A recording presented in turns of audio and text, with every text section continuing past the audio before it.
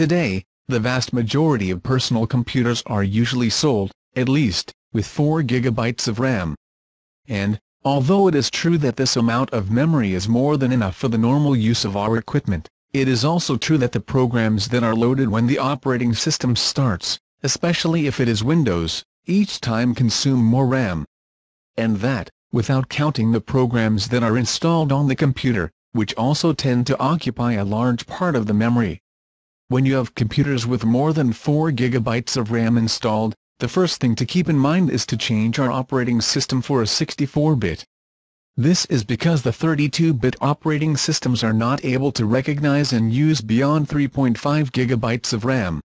So it does not matter if you have 8 or 16 GB of RAM, that if your operating system is 32 bits, you will only have 3.5 GB of RAM available. Another aspect to consider is the Internet browser. There are browsers that consume less RAM and others that consume much more. But, the reality is that this consumption is triggered if, by causality, we are the ones who like to navigate with many tabs open simultaneously.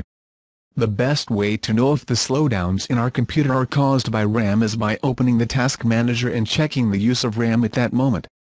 These slowdowns usually occur because the system, to try to free space in memory, copies files that are in it to the hard disk paging file.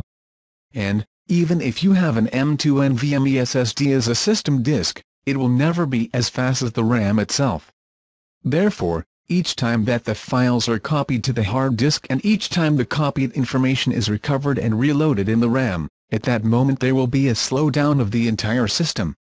If for some reason there is that problem and you cannot update the RAM, the only option is to uninstall programs that are loaded and run in the background. Another option is to reduce the number of tabs open when browsing the Internet. This will greatly improve the navigation and the experience of using the system.